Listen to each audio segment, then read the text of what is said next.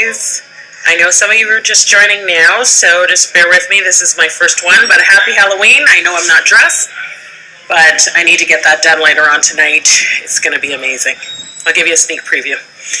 Anyway, I'm Michelle Francis, and I'm an authenticity strategist. What does that mean? It means I keep it real, and I'm a realtor, and I'm coming to you from Toronto, Ontario, Canada. Woo-hoo! Blue Jays. And we've just gone through an amazing time with our sports, but even more importantly, an amazing time in politics. And how does politics affect our lives? Well, let's talk about it. In any case, I've been a real property business person for over 15 years, property manager, owner, and investor. And I wanted to share a report with you, but I also wanted to welcome you to the tribe. Hope you all find this informative and insightful. Also, this is just a prelude because I do have a ProNet exclusive open house that is coming up tomorrow, November 1st. And it's from 1:30 till 2. I decided to do it a little bit differently. I'm actually going to do a Periscope edition from 1:30 until 2 o'clock. And then from 2 o'clock, I would like you all to come down and join me at 217 Donlands Avenue East in East York from 2 until 4 o'clock. And if you're in the area, drop by. I'll have some cool stuff. I'll show you some really good tips on how to offer and how to demand a really good open house. Some critical things that you need to, as a homeowner, ask for, and as a realtor, that you should be offering. In any case, the report that I wanted to share with you today was really cool. It's called The Best and Worst of Housing.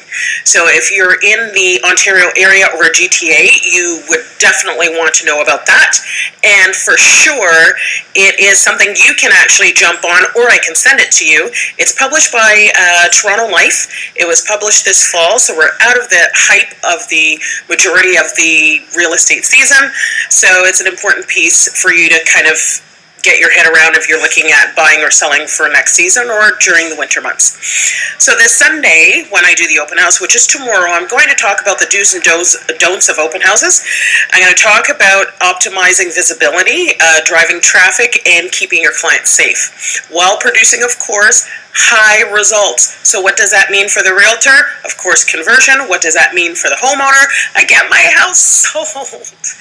I get some money back in my pocket or buy my dream home. Especially in tough markets where we are right now. We're out of the hype of the summer season and we're moving into the fall season, which is a lot chillier and probably less buyers. So let's get into the report. Bear with me for a second because I'm just going to switch my templates here and I'm going to talk to you a bit about this report. So the report is called Housing. As I said before, it was published this fall, and the gist of it is this. At the end of the day, win, lose, or draw, we all need somewhere to live. The biggest takeaways from this report I'd like you to focus on is that we're seeing that the Rosedale property values are starting to slip, and the Scarborough area is a bit of an opportunity for us. Some refer to, the report says gold mine. I'm not so sure, but let's take a look. Okay, so the big snippet here for best neighborhoods, if anybody's thinking about purchasing, buying, investing, you're wanting to look at the Rouge. Where's the Rouge? Well, I live around the Rouge area. It borders up from Scarborough into Pickering and the Durham region. And it is something to look at. 1, for appreciation, because the appreciation in the area is improving. 2, the affordability. And 3, for quality. If you're in the North York area and you're looking at Scarborough, Centennial Scarborough area, we want to look at appreciation as being a number one thing to look for, affordability again, and for quality.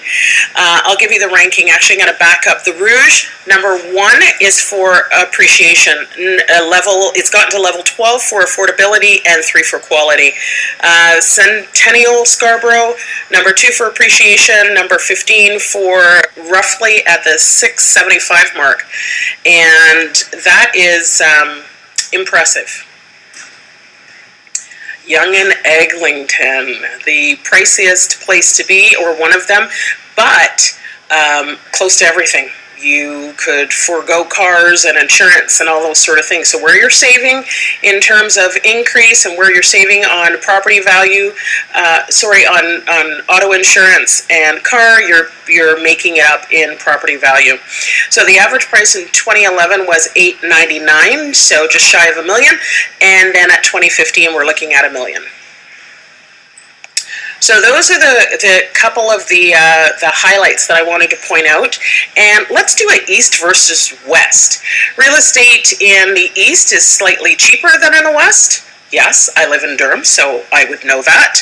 And the average price being at $614 versus $639. Most expensive east end is the Plater Estate Danforth area, averaging $1.2 million. So I know these are all numbers. I'm going to give you a really awesome offer at the end, where you can hit me up at MeInkPro on Twitter, and I will send you this document so you can have it as your reference.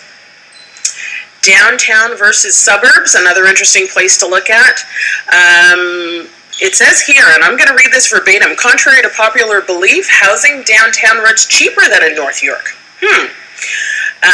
Because most people are looking at condos. So we heard about the condo boom, and so it's making housing a bit more affordable than it normally would be. So the average house in the downtown area would be $559 versus $735, and the priciest real estate in the core is in Cabbagetown. How come it keeps